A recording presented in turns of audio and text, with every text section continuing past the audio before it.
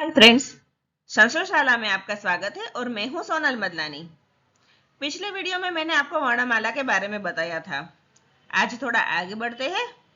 संस्कृत सीखने के लिए संस्कृत की टर्मिनोलॉजी यानी कि पारिभाषिक शब्दों को जानना बहुत ही जरूरी है, क्योंकि अगर आपको कोई ये कहेगा कि रामः गच्छति में रामः सुबंत पद है, गम धातु है और गच्छति तिगंत पद है, तो आप कंफ्यूज हो जाओगे कि आखिर ये कहना क्या चाहते हैं। इसीलिए पारिभाषिक शब्दों को जानना जरूरी है। तो आज के वीडियो में मैं आपको यही सारे पारिभाषिक शब्दों के बारे में बताऊंगी, तो आप वीडियो के अंत तक जरूर बने रहे। और हाँ, पसंद आने पर लाइक तथा शेयर करना बिल्कुल ही ना भूलें। आवश्यक पारिभाषिक शब्द। सबसे पहले तो वर्ण, जिसे हम पिछले वीडियो में देख चुके हैं, फिर भी संस्कृत अल्फाबेट को वर्ण कहते हैं, जैसे क, भ, य, अ, उ आदि। अचवर्ण, स्वर को अचवर्ण कहते हैं, जैसे अ, आ, ई, उ आदि। जैसे इंग्लिश में ए ई आई ओ यू है, वैसे ही संस्कृत में भी अ आ ई उ आदि है। हल वर्ण, व्यंजन को हल वर्ण कहते हैं, जैसे क, ग, च, ज आदि। इसके बाद है पदम। शब्द को पदम कहते हैं। यह शब्द है वह दो या दो से ज्यादा वर्ण से बना हुआ रहता है और इसका कोई अर्थ भी निकल रहा है। जैसे राम, राम में र है, म है और आ है। ये दोनों स्वर और व्यंजन दोनों ही है। और राम है वह लड़के का नाम है, तो इससे कोई मीनिंग भी निकल रहा है। तो ऐसे शब्द को राम पदम कहते हैं। पदानी, पदम है वह एक वचन का रूप है, जबकि पदानी है वह बहुवचन का रूप है। अर्थात दो या दो से ज्यादा पद को पदानी कहते हैं। पदम के भी दो प्रकार है। पहला है तिगंत पदम यानी कि वर्ब। यह क्रिया सूचक पद है, जैसे पठ, लिख आदि। पठ यानी पढ़ना, यह एक क्रिया है। लिख यानी लिखना, यह भी एक क्रिया है। तो जो क्रिया को दर्शाता है उसे तिगंत पदम कहते हैं। दूसरा प्रकार है सुबंत पदम, जो नाउन को कहते हैं, अर्थात संज्ञा सूचक पद कहते हैं। जैसे किसी वस्तु का, व्यक्ति का या जगह का नाम हो तो उसे हम सुबंत पद कहते हैं, जैसे राम, सीता, दिल्ली आदि। नेक्स्ट धातु। यह एक वर्बल रूट है जिसे प्रतिपादिकम भी कहते हैं, जैसे गम, पठ, लिख आदि। फिर है प्रत्यय। सफिक्स को प्रत्यय कहते हैं। यह नाम, सर्वनाम या क्रियापद के पीछे लगाते हैं। प्रत्यय के भी दो प्रकार है। पहला है तिंग प्रत्यय। ये वर्बल सफिक्स है, जैसे गच्छति, पठति आदि। इसमें धातु प्लस तिंग प्रत्यय लगाने से तिगंत पदम बनता है। अब यहाँ पर गच्छति में गम धातु है, उसे ती प्रत्यय लगा तो गच्छति तिगंत पद बना। इस तरह से दूसरा प्रकार है सुप प्रत्यय। ये नॉमिनल सफिक्स है, जैसे रामः, रामस्य आदि। अब यहाँ पे प्रतिपादिका यानी कि जो राम है उसमें सुप प्रत्यय लगता है तो सुबंत पद बनता है, जैसे राम प्लस स से रामः बना।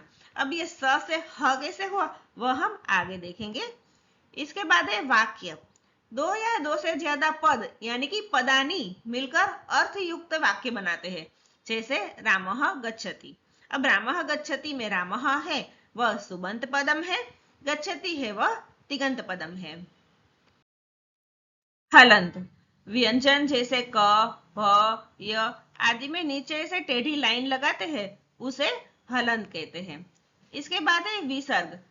व्यंजन के पीछे दो बिंदी लगाते हैं तो उसे विसर्ग कहते हैं। इसका उच्चारण ह होता है, लेकिन हर जगह ह नहीं होता है। जैसे रामः में ह हुआ, लेकिन रामा हा होता है, मति ही होता है। ऐसे उच्चारण चेंज भी हो सकता है।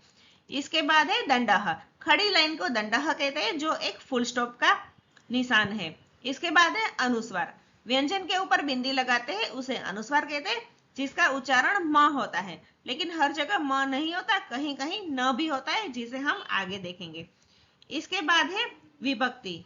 विभक्ति नाम या संज्ञा शब्दों की होती है, क्रियापद की विभक्ति नहीं होती है। और यह विभक्ति 7 है। प्रथमा विभक्ति, द्वितीय विभक्ति, तृतीया, चतुर्थी, पंचमी, षष्ठी और सप्तमी विभक्ति।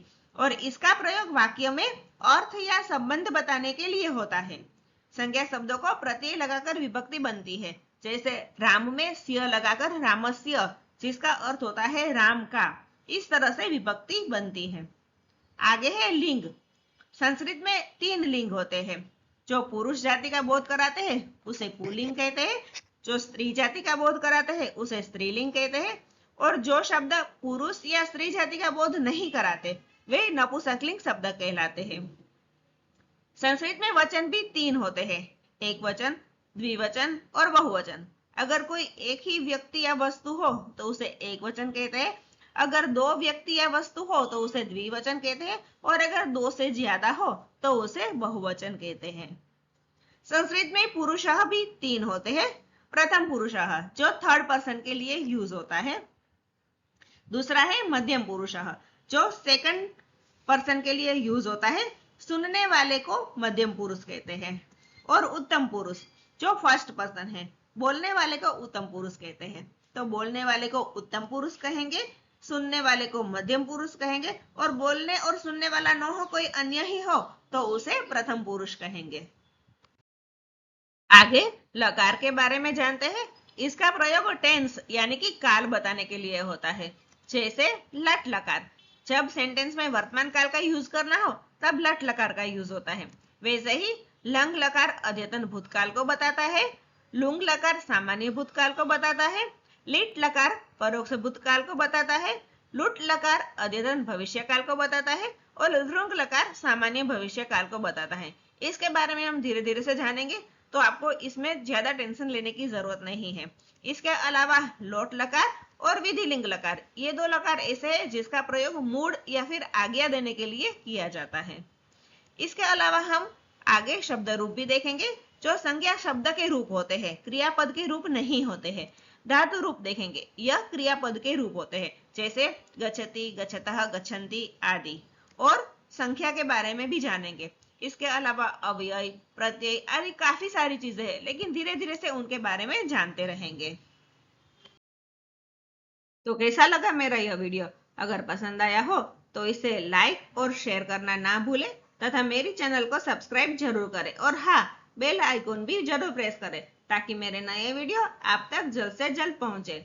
मिलते हैं नेक्स्ट वीडियो में, तब तक stay safe and stay healthy.